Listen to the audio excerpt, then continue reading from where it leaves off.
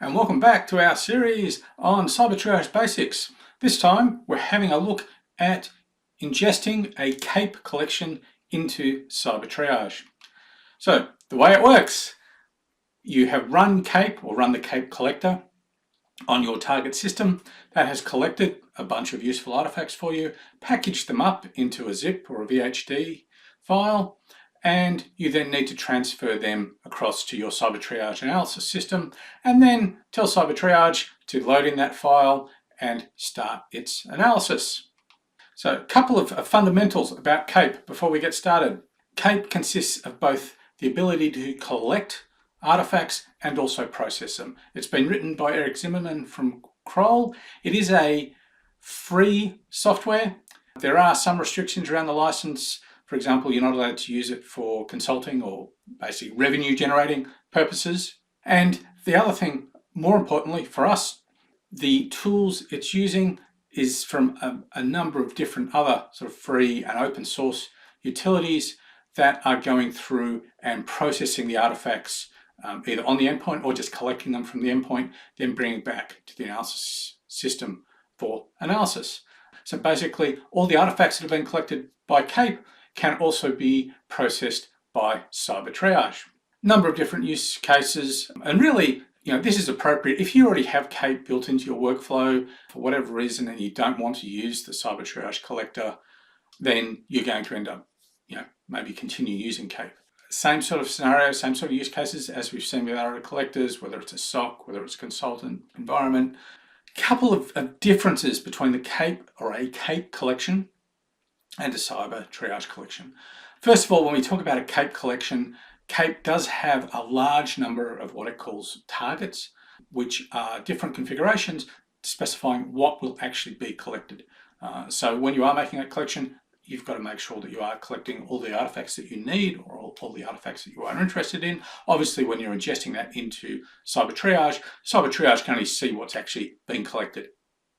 One of the things with the KAPE targets or the KAPE collections is that the collection is primarily just collecting raw artifacts and volatile data off the target or off the endpoint as it's collecting them.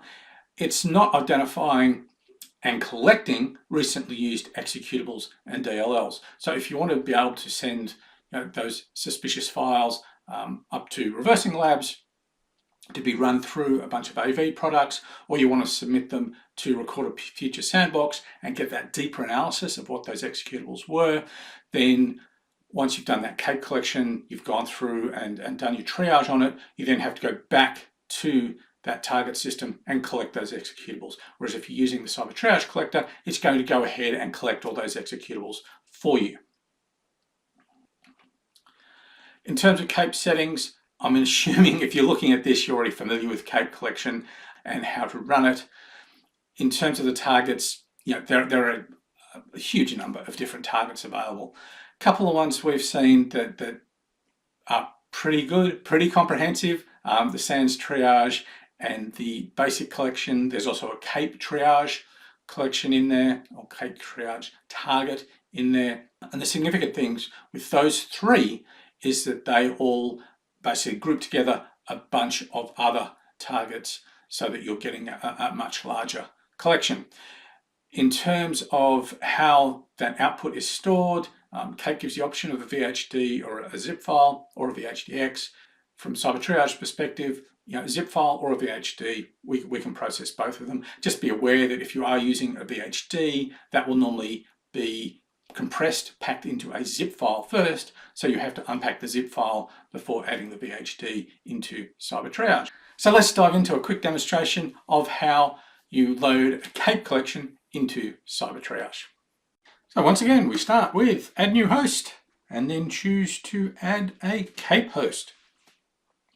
Enter our display name and then choose the path to our VHD file. In this instance, we have not yet unzipped the VHD file. So you can see here, we go to that KAPE directory and we don't see anything. So we have to go back to File Explorer, unpack the VHD from the zip that KAPE would have created, and then we're going to be able to see it in Cyber Triage and add it to our investigation.